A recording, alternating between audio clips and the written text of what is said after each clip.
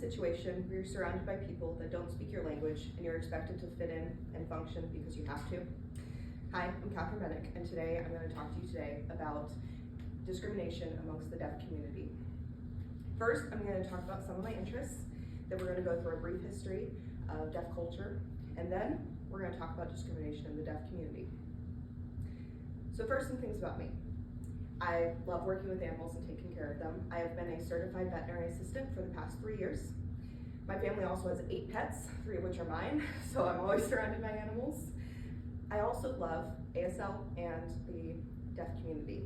So I've been learning ASL for the past 7 years, and I'm basically pretty fluent, but I always love learning new things.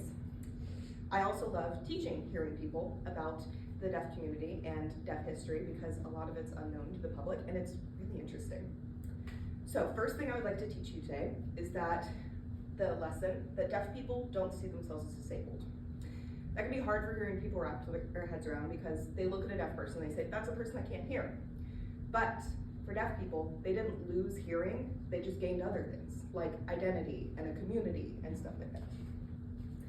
So this brings me to my main interest of deaf culture, and we will discuss the discrimination towards the deaf community.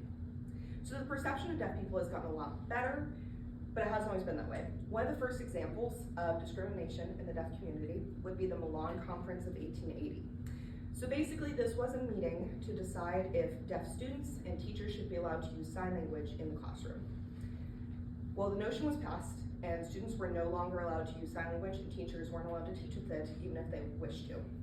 Instead, they had to teach using oralism.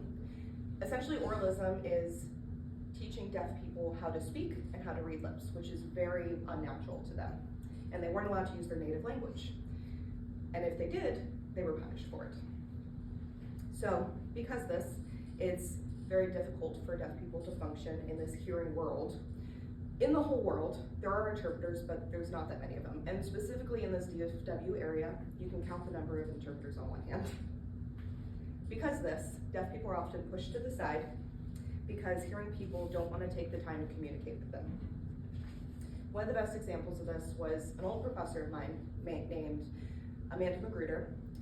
She's hard of hearing, and she got called into jury duty. She went to jury duty because she's hard of hearing. She asked for an interpreter just to make sure she understood everything. She wanted to keep up, and they sent her home. They said that she didn't need to be part of jury duty because they couldn't find an interpreter for her, and they didn't want to spend the money for it.